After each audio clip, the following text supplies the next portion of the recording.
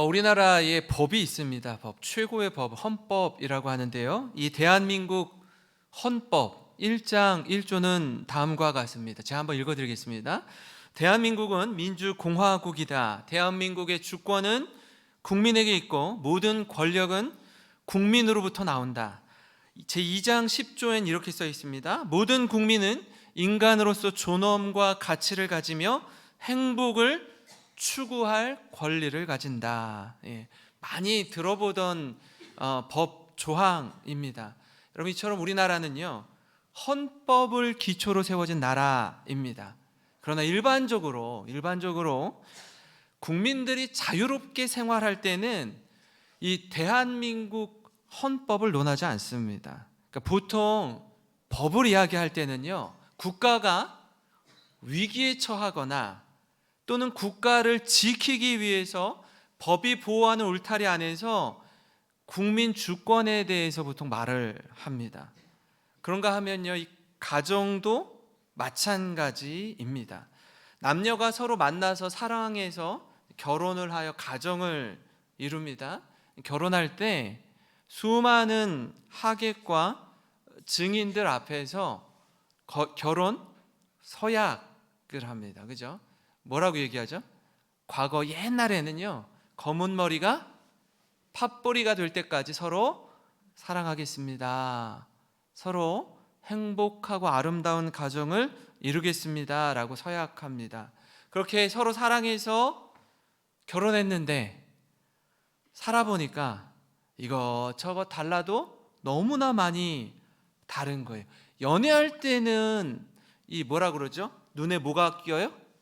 콩깍지가 씌워져 가지고 그 교제하는 형제와 자매의 단점이 보이지 않아요.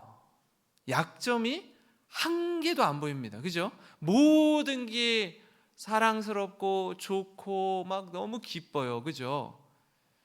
안 그런 것처럼 한데 그래요. 막 좋아요. 막 좋다가 이제 결혼을 하고 가정을 이루고 살을 맞대고 살다 보면은 이 사람이 이런 면이 있었어? 이런 약점이 있었어? 이게 막 보이기 시작하는 거예요. 콩깍지가 이제 벗겨지면서 하나 둘 약한 부분들이 보이는 겁니다. 둘이 하나 되는 게 사실은 굉장히 자연스러운 것으로 여겼는데 살아보니까 쉽지 않습니다. 그래서 어떤 경우에는요, 이 성격 차이로 헤어지는 가정들이 제법 많이 있습니다.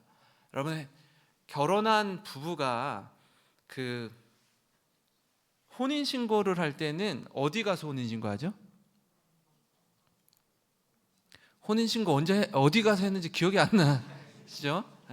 저는 동사무소가 아니지 어디 갔지? 제가 구청에 갔던 것 같은데, 서울에 있을 때 구청에 가서 이렇게 신고를 했는데 헤어질 때는 어디로 가요? 그건 왜 이렇게 잘하세요?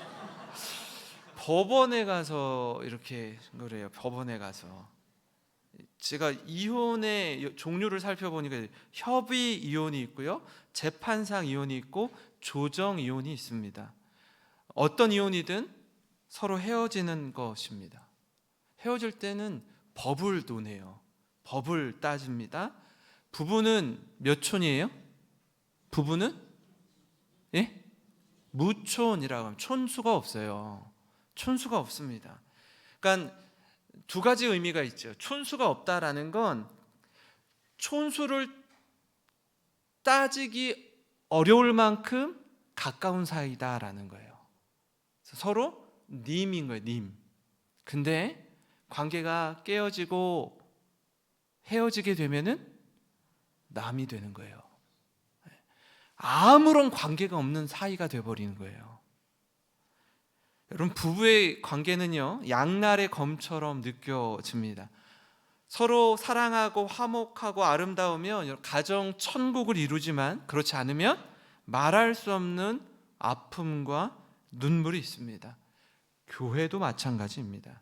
교회가 평안하고 든든히 세워져 갈 때는요, 이 땅에서 하늘의 은혜를 누리는 작은 천국의 모형과 같습니다. 그러나 교회에 분쟁이 생기고 다툼이 있고 아픔이 있을 때는요, 교회는 이루 말할 수 없는 가슴 아픈 곳이 되어버립니다. 그때 또 언급되는 것이 법입니다. 법.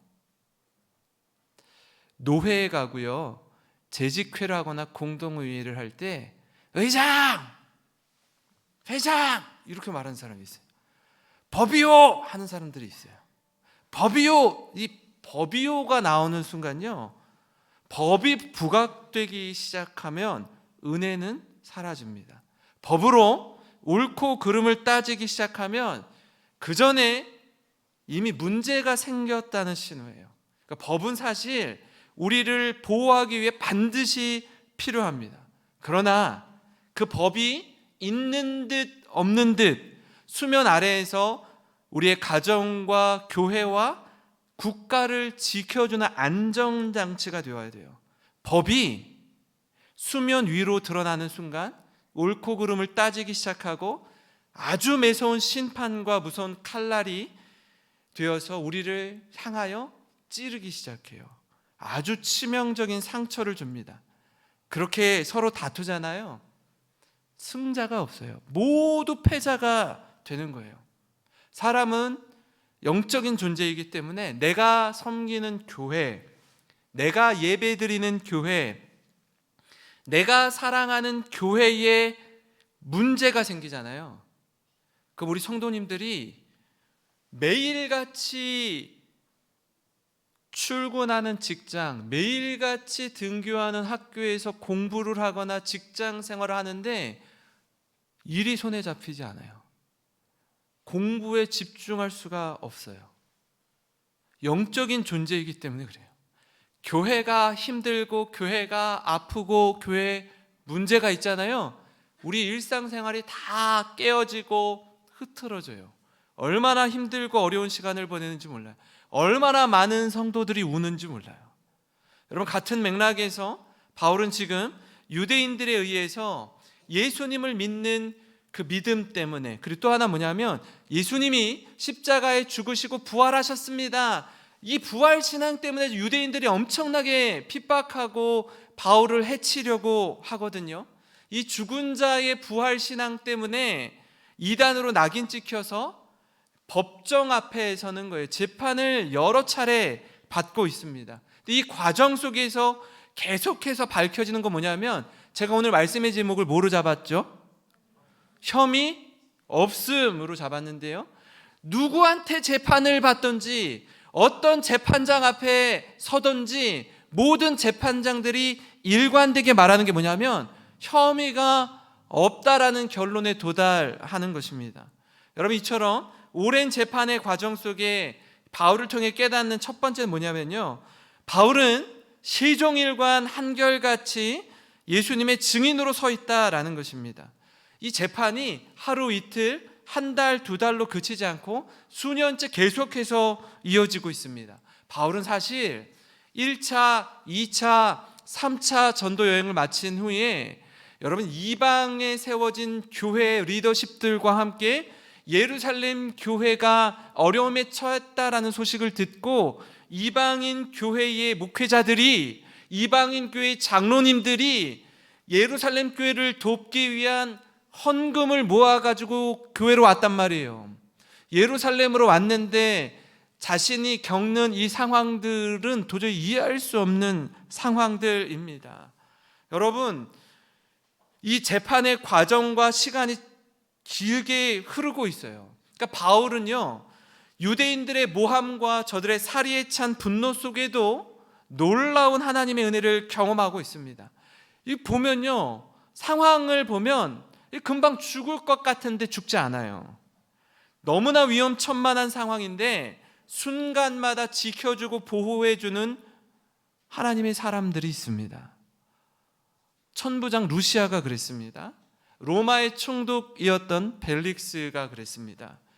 그는 바울을 2년 동안 구류해 두었습니다. 그리고 지금 새롭게 세워진 신임 총독 베스도 앞에 서 있습니다. 바울은요, 누구를 만나든 어떤 변론을 하든 시종일관 부활의 증인으로 서는 것입니다. 어떤 재판장 앞에 서 있든지 말을 바꾸지 않아요. 자신이 보고 듣고 경험한 모든 것을 진실하게 이야기합니다.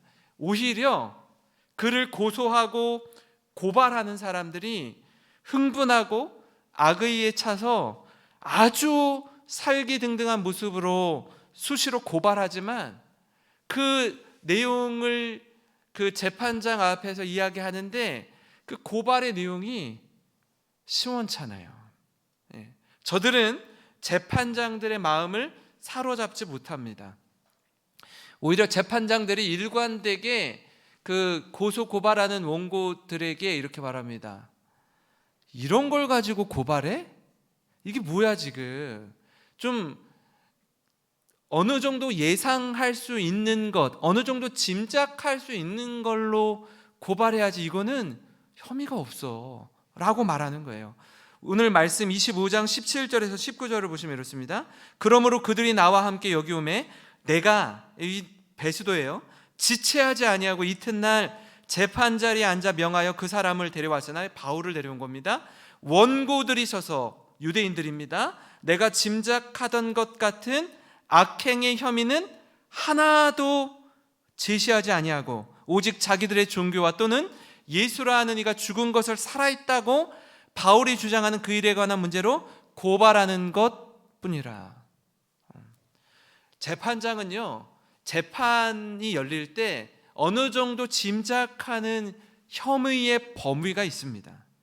저들이 그렇게 길을 쓰고 한 사람을 잡으려고 할 때 이거 뭔가 있겠구나 하고 예상하는 거예요. 근데 가만 들어보니까 베스도가 짐작한 악행의 혐의가 하나도 없습니다. 오히려 자신들의 종교와 관련한 이야기, 예수의 부활에 대한 이야기를 하는데 이걸 가지고 재판하기에는 합당치 않다라는 겁니다. 그러니까 자기가 이 부분이 해소가 안 되니까 당시에 모든 이 정치, 경제, 사회, 문화의 통치권은 각 지역마다 로마의 황제가 임명한 총독들이, 로마가 워낙에 방대하다 보니까 총독을 세우는데 그 총독을 세우되 또 그 나라를 다스리는 분봉왕 제도도 같이 실행하고 있었어요.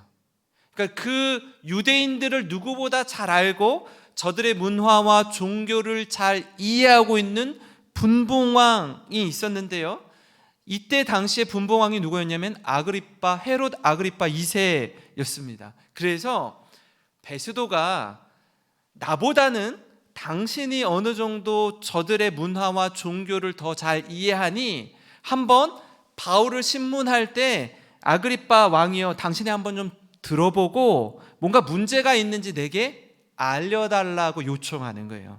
25장 24절 25절입니다. 베스도가 말하되 아그리빠 왕과 여기 같이 있는 여러분이여, 당신들이 보는 이 사람은 유대의 모든 무리가 크게 외치되 살려두지 못할 사람이라고 하여 예루살렘에서와 여기서도 내게 청원하였으나 내가 살피건대, 베스도입니다, 죽일 죄를 범한 일이 없더이다. 그러나 그가 황제에게 상소한 고로 보내기로 결정하였나이다. 베스도가 아무리 들어봐도 혐의 없음으로 결론 나는 거예요. 근데 사실 베스도는 바울을 풀어주려고 하거든요. 근데 바울은 뭐라고 하죠 지금? 내가 로마의 황제의 재판을 받기 원한다라고 얘기해요. 상소를 하는 거예요.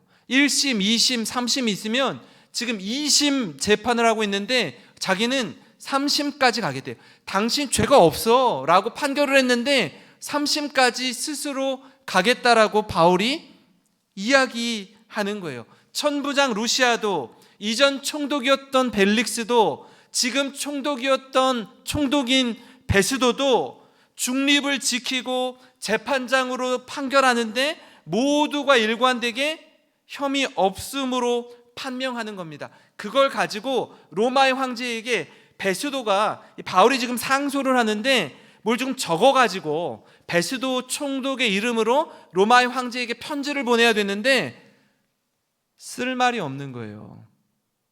무슨 건수가 없는 거예요. 그래서 어떻게 해요? 아그리빠 왕에게 당신이 한번 좀 듣고 뭐가 있으면 내가 로마의 황제에게 쓸 내용들을 좀 보완해가지고 바울을 로마로 보내기 원합니다라고 베스도가 아그리빠 2세에게 요청하는 겁니다. 근데 이 아그리빠 2세와 이 버니게, 그의 아내 버니게가 바울의 이야기를 쭉 듣더니 뭐라고 하는지 한번 볼까요? 26장 29절에서 31절인데 한번 다 같이 읽겠습니다. 시작. 바울이 이르되 말이 적으나 많으나 당신뿐만 아니라 오늘 내 말을 듣는 모든 사람도 다 이렇게 결박된 것 외에는 나와 같이 되기를 하나님께 원하나이다 하니라. 왕과 총독과 버니게와 그 함께 앉은 사람들이 다 일어나서 물러가 서로 말하되 이 사람은 사형이나 결박을 당할 만한 행위가 없다 하더라. 아멘. 다 뭐라고 얘기하죠? 바울은 사형이나 결박당할 만한 행위가 없다라는 겁니다. 혐의 없음으로 판명되는 거예요. 사랑하는 성도 여러분, 바울이 받는 이 재판 속에 뭘 느낍니까? 바울은요, 자신을 변호하기보다 그저 예수 그리스도의 십자가와 부활을 전합니다. 자신의 상황은 그렇게 중요하게 생각하지 않아요. 자신의 결박은 개의치 않습니다. 놀랍죠? 그의 마음의 중심이 어디를 향해 있는지를 보여주고 있어요. 이처럼 복음 안에서 새롭게 된 그리스도인의 모습, 이 복음의 능력을 어떤 상황과 형편에 있든지 담대하게 전하는 우리 모든 성도님 되시길 주님의 이름으로 축원합니다. 그런가 하면요, 바울을 통해 깨닫는 다른 한 가지 뭐냐면 재판 과정에서도 바울은 계속 로마의 복음을 전하고자 하는 열정을 볼 수가 있어요. 바울은 계속되는 무죄 판결 속에서 자유를 누릴 수 있었습니다. 그러나 바울은 자신이 내가 로마 시민권자임을 밝히면서 계속해서 자신은 로마의 황제 앞에 서기를 원한다라고 요청합니다. 그러기 위해서는 로마로 가야 돼요. 25장 21절에 바울이 베스도에게 이렇게 요청하는데요, 바울은 황제의 판결을 받도록 자기를 지켜주기로 호소하므로 내가 그를 가이사에게 보내기까지 지켜두라 명하였노라 하니. 궁금한 게 있죠. 바울이 왜 로마로 가려고 하죠? 로마에 가서 뭐 하려고요? 뭐 하려고? 복음을 전하려고. 복음을 전하려고 로마로 합니다. 그러면 로마는 복음이 전해지지 않았을까요? 그렇지 않아요. 이미 로마에 복음이 전해졌을 뿐 아니라 그곳에 교회가 세워졌습니다. 바울이 쓴 로마서를 읽어보면 우리가 쉽게 알 수 있는데요, 로마서 1장 7절에 로마에서 하나님의 사랑하심을 받고 성도로 부르심을 받은 모든 자에게 하나님 우리 아버지와 주 예수 그리스도로부터 은혜와 평강이 있기를 원하노라. 지금 바울이 로마의 교회 성도들에게 편지를 쓰고 있어요. 이미 교회는 세워졌어요. 이미 복음이 전해졌습니다. 그런데 왜 바울은 로마로 가려고 할까요? 가장 먼저는 하나님의 부르심이 있었어요. 부르심이. 바울이 이전에 그 공회에서 변론하다가 바리새인과 사두개인들이 서로 다투는 장면이 나옵니다. 그죠? 바리새인은 부활도 있고 영도 있고 천사도 있다라고 주장하는데 사두개인은 부활도 없고 영도 없고 천사도 없다라고 서로 의견이 충돌하는 거예요. 그죠? 바울은 어디에 속해요? 바리새인이었어요? 사두개인이었어요? 바리새인 중에 바리새인입니다. 그러니까 이 부활 논쟁으로 인해서 다툼이 일어나고 그 가운데 바울이 찢겨질까 봐 천부장 루시아가 그를 데리고 영내로 들어갑니다. 그날 밤에 주님이 바울에게 나타나서 이렇게 말씀하셔. 23장 11절인데요. 같이 한번 읽어볼까요? 시작. 그날 밤에 주께서 바울 곁에 서서 이르시되 담대하라. 내가 예루살렘에서 나의 일을 증언한 것 같이 어디서도 로마에서도 증언하여야 하리라 하시니라. 아멘. 바울은 이 약속의 말씀을 붙잡고 있었어요. 이 말씀이 바울의 가슴을 뛰게 하는 거예요. 이 절망의 자리에서 하나님은요, 바울에게 사명을 주십니다. 바울이 죽을 수 없는 이유, 살아서 로마에 가야 하는 분명한 이유, 그 사명이 그에게 있었습니다. 또한 바울은 빚진 자의 심정으로 로마에 가기를 원했습니다. 1장 14절 15절인데요. 로마서 헬라인이나 야만인이나 지혜 있는 자나 어리석은 자에게 다 내가 빚진 자라. 그러므로 나는 할 수 있는 대로 어디에 있는? 로마에 있는 너희에게도 복음 전하기를 원하노라. 이렇게 말씀해요. 이 말씀 보면 좀 의아합니다. 왜냐하면 이미 복음이 전해져서 로마의 교회가 세워졌는데 너희에게 복음을 다시 전하기 원한다라는 이 바울의 간절함이 뭘까요? 제가 이 말씀을 묵상하면서 이런 생각이 들었습니다. 지금요, 예수님을 모르는, 복음을 모르는 이들에게 복음을 전하는 것, 가장 큰 우선순위입니다. 그러나 다른 한편으로는 복음을 이미 듣고 알고 있는 그리스도인 역시 계속해서 복음을 들어야 합니다. 다시 복음 앞에 우리도 서야 한다라는 거예요. 복음을 아는 것 같은데 잘 몰라요. 안다고 하는데 껍데기뿐인 경우가 있습니다. 한번 생각해 보세요. 교회가 왜 분열이 일어나죠? 성도들 간에 왜 다툼이 일어납니까? 목회자와 장로 간에 왜 싸워요? 복음을 바로 이해하지 못하기 때문입니다. 지금 바울과 대결 구도 가운데 있는 이들이 누구예요? 누구랑 바울이랑 지금 싸워요 자꾸? 유대의 종교 지도자들이에요. 제사장, 사두개인, 바리새인. 그럼 이 사람들이 누구죠? 누구보다 성경, 율법, 복음을 잘 안다고 자신하는 사람.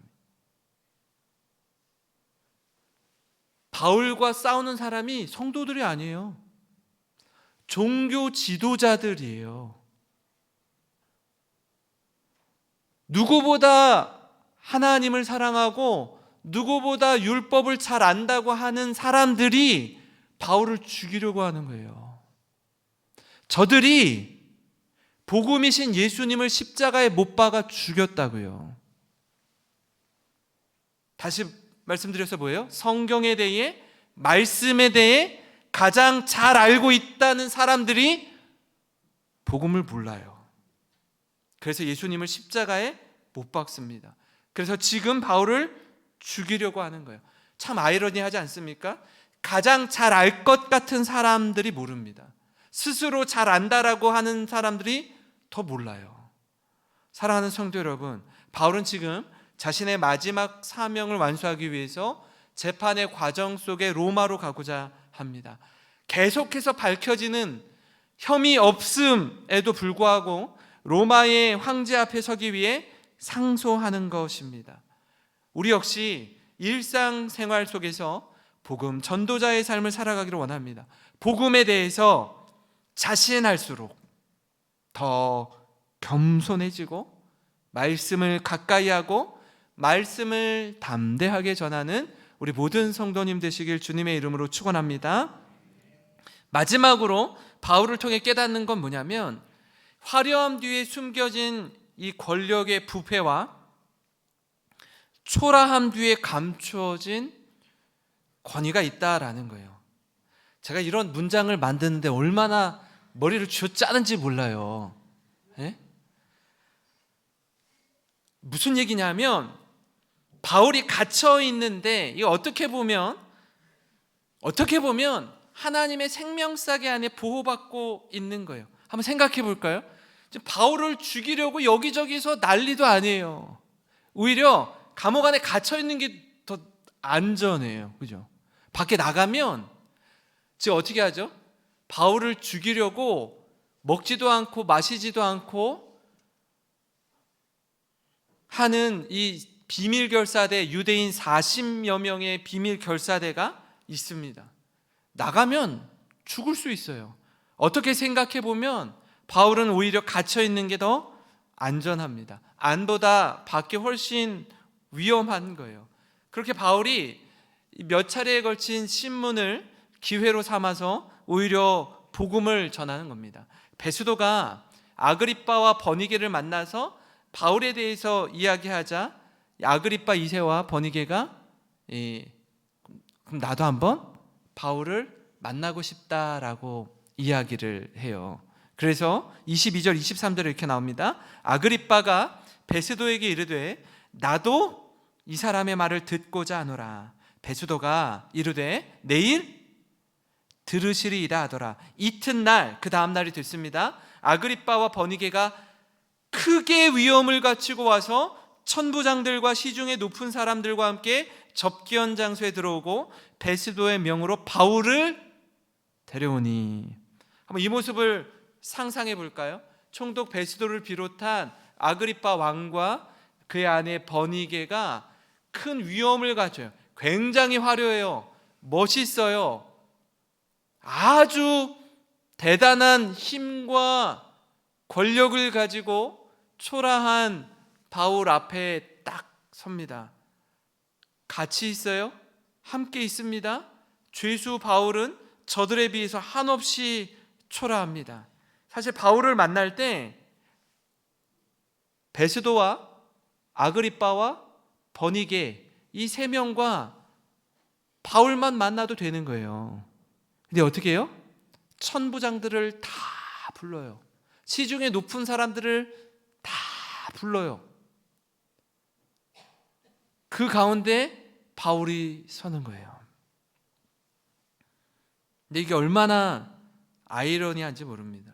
세상의 권력자들은요, 자신의 모든 죄와 허물을 화려함 속에 감춰둬요. 세상의 권력자들은 자신의 모든 걸 총동원해서 사람들을 힘으로 누르려고 합니다. 아그리빠와 버니게도 마찬가지였습니다. 제가 아까 말씀드렸어요. 헤롯 아그리빠 2세라고 말씀드렸습니다. 헤롯 아그리빠 2세 버니게, 그의 아내 버니게는요, 사실 자기 친누나예요. 누나랑 남동생이 근친상간으로 결혼한 거예요. 둘이 부부가 되었습니다. 그러니까 이 당시에는요, 여러분, 권력을 쟁취하기 위해서 무엇이든 거침없이 행했습니다. 부끄러움을 모르고 화려함으로 그저 덮어버리는 거예요. 제가 지난번에 말씀드린 그 벨릭스 총독의 아내 드루실라 기억나세요?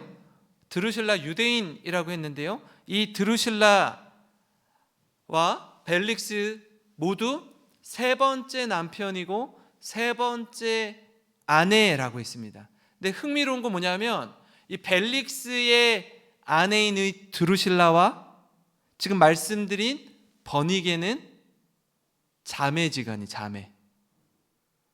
그러면 아그리빠 2세랑 버니게랑 드루실라랑 남매 가족이에요. 이 가족, 이 계보가 어떻게 구성되어 있는지 여러분 한번 생각해 보세요. 당시 권력자들의 부패한 모습을 여과 없이 그대로 다 보여줍니다. 이 헤롯 가문의 배경을 잠시 말씀을 드리면, 헤롯 아그리빠 2세의 아버지가 1세예요. 아그리빠 1세입니다. 이 사람 누구냐면 요한의 형제인 야고보를 칼로 죽인 사람입니다.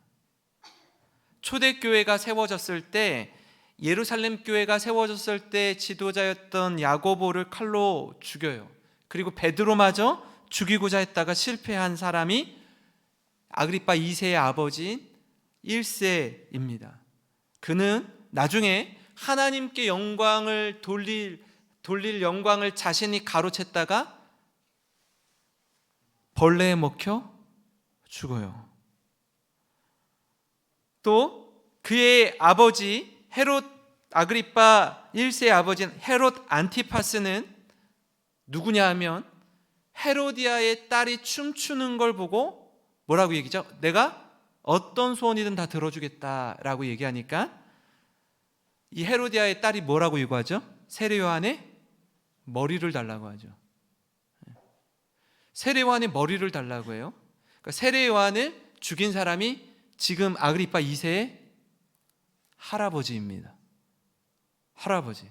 그 위에 증조 할아버지는 누구냐면 헤롯 대왕입니다. 예수님 시대에 예수님을 죽이려고 했던 헤롯 대왕. 그러니까 어떤 가문인지 아시겠어요? 헤롯 아그리파 2세, 위에 1세, 헤롯 안티파스, 헤롯 대왕 모두 다 예수님과 예수님의 제자들과 연관이 있어요. 어떻게 해요? 지금 바울이 예수님의 부활에 대한 이야기를 듣자 궁금합니다. 듣고 싶어요. 엄청난 권력을 가시하며 화려함 속에서 많은 이들 앞에서 바울을 부릅니다. 여러분, 그렇게 바울은 분봉 왕과 로마의 총독 앞에 서 있지만 조금도 위축되거나 주눅들지 않습니다. 당당해요. 담대합니다. 거침이 없어요. 왜 그렇죠? 복음 앞에서 부끄럽지 않기 때문에 그래요. 옥에 갇힐 만한 죄를 범하지 않았기 때문에 그렇습니다. 계속되는 무죄 판결이 이어지고 그럼에도 불구하고 로마에 가기 위해 가이사에게 상소할 따름입니다. 여러분, 이렇게 담대한 바울과 화려함 속에서 부패한 너무너무 부끄러운 모든 걸 감추고 있는 헤롯 아그리파 2세와 버니게의 모습과는요 엄청난 대조를 이루고 있습니다. 여러분, 우리가 예수 믿는 우리가 세상에서 담대할 수 있는 이유, 우리가 세상에서 그리스도인으로 살아갈 이유, 이 분명한 부르심을 따라서 거침없이 담대하게 주님의 복음을 전하는 우리 모든 영생에 속한 성도님 되시길 주님의 이름으로 축원합니다. 오늘 말씀